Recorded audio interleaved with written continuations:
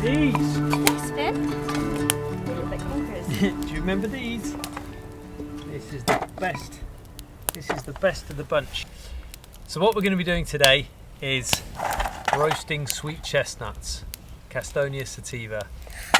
Finley and I, earlier in the week, went up to the big forest to try and compete with all the other squirrels and other animals and try and see what we could get. Now, out of a couple of hours of messing about, that's pretty much it, because all the others were a bit substandard, subsized. So these have been sat indoors now for a good couple of days, and they've gone a little bit browner, and this is the best of the bunch.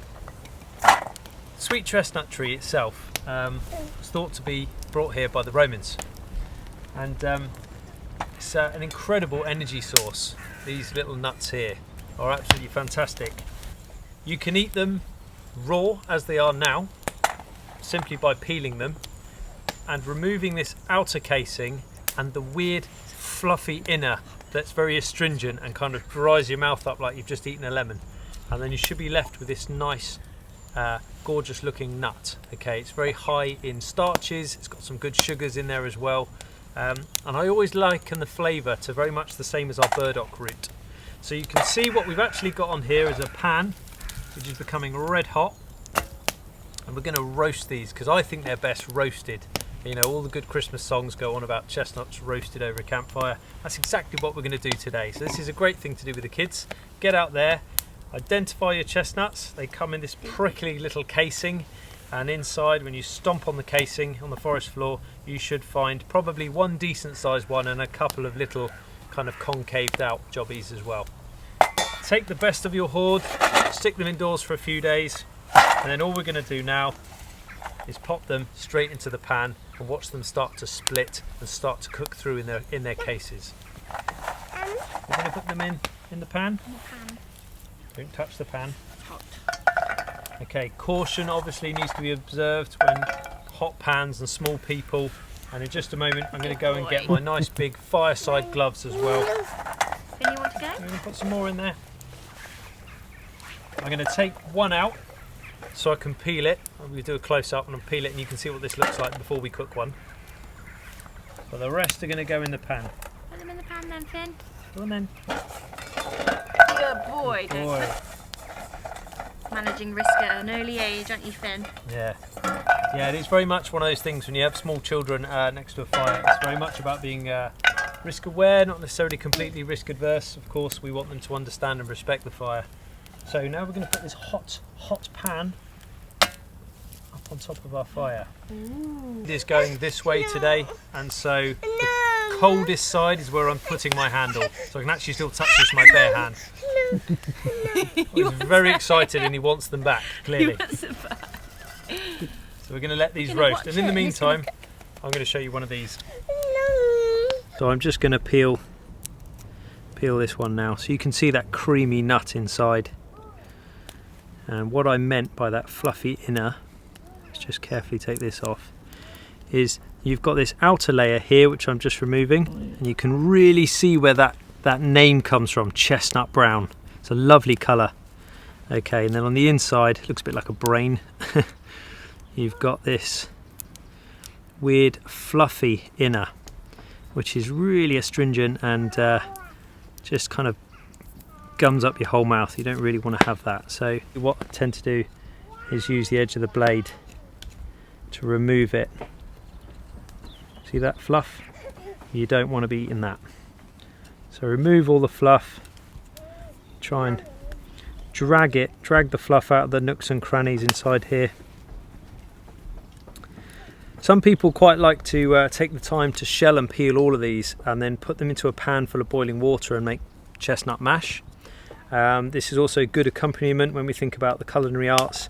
We think about chestnut stuffing, people making nut roasts. People on a paleo diet might go out to the shops and deliberately buy some sweet chestnut flour to make pancakes. It's becoming more and more of a popular thing again.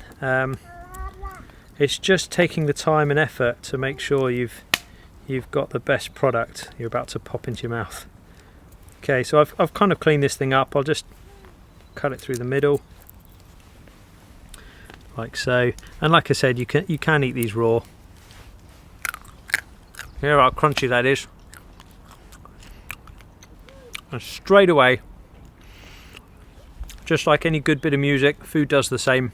I'm transported to St Philip's Primary School, Uckfield, East Sussex, during summer holidays. None of the kids are about, with Grandad, learning to play golf with an upturned walking stick and peeling and eating these all day before it's time for Mum to pick me up.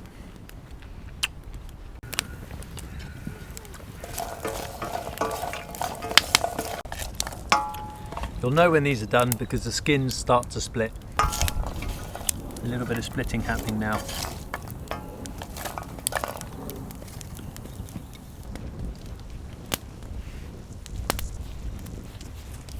Daddy. Hello, have you come to check on our chestnuts? Or you found one, or you've kept hold of one? You want to put it in the pan? It's a bit too late. Good. Look, can you see they're starting to split? Hot. Oh, you want to split it in. Okay. Good boy. Put it back on there. Well done. No. Yeah. Any other? Oh, the excitement. Don't let your child in the nylon romper suit jump into the flames is always a good one. Yeah, just obviously sit far enough back that you're not going to be consumed by the flames. Keep an eye on the handle, have some good leather gloves on standby, have some water on standby to put the fire out in an emergency. First aid kit, all that kind of good stuff needs to be kind of thought through and thought about. You'll see now, a lot of these, the skins are splitting, and if you listen, they're all squealing away as the moisture starts to be released. These are nicely getting roasted nicely. So typically a chestnut roasting pan, the types that you could buy in the supermarkets around this time of the year, usually have lots of holes kind of made in the bottom so that you can get that good mix of flame and stuff like that. I've just gone for a good quality, heavy duty cast bottom. I think this is an old Marks and Spencer pan that I've nicked out my mum's kitchen years ago, and it's become my favourite fireside pan. I can superheat it and it retains the heat and it does everything I want it to. Cheers, Mum. Okay, so this one has split, so I'd advise using gloves unless you're feeling brave, which I am. And see how much easier that just peeled off now.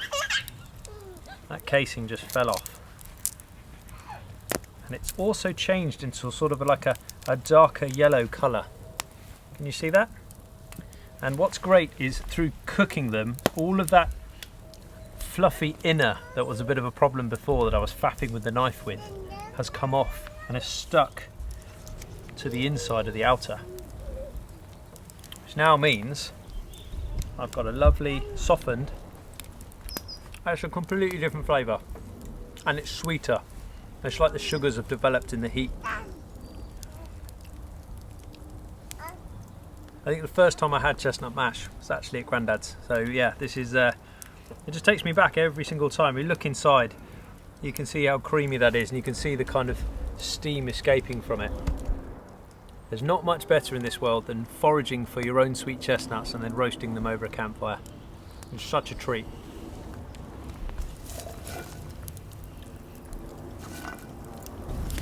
There's another one that's ready. It is warm. It's got to be said, it's probably one of my favourite trees. Not just for its ability to provide us with this lovely food source, but as a building material. It's been used for generations, literally centuries, as a really, really good, strong building material for making the basis of roundhouses and things like that, for construction. I've got a piece here actually. You can see how shiny, almost waxy it is. It's a joy to carve. Making spoons, cups, bowls and things out of sweet chestnut is lush. And you can see here I've created the hook required to hook onto the bottom of our giant camp kettle. So this is a piece of sweet chestnut that lives in the camp all year round. Right, Finley, would you like to try a piece of sweet chestnut? Ooh, not that one, this one. You are. Ooh. Oh, there's another one. They're all going. That one must have been in the fire. That one was hiding in the fire. What do you think? Ooh, both. You liked it? You like it? There's one for Mummy to try. Mummy and Finley. Oh. There's one for Mummy and Finley to try. Thank you. Mummy, try it. Finley, try it. Do you want some? Still got your mouthful, haven't you? That's really nice. Yeah, they are, aren't they? They're lovely. They're mashed as well. If you can take the time to go through the process. Oh, here we go. Ooh. Yum. Well, they like, Lou. Mummy, They're nice. Mummy. They actually taste a bit potatoey. They are, yeah. Yeah, like sweet I've potato. never actually had them before. Like sweet potato. They're like burdock. I think they're really like burdock. But I mean, maybe that's just. If you think that they taste like burdock, let us know in the comments. I'd love to hear it. So here we're saying that these taste. Louise says they're rather like potato. I think they taste like burdock. Ultimately, it's a sweet chestnut. What do you think, Finn? It's probably too hot from that. Can we hold that one?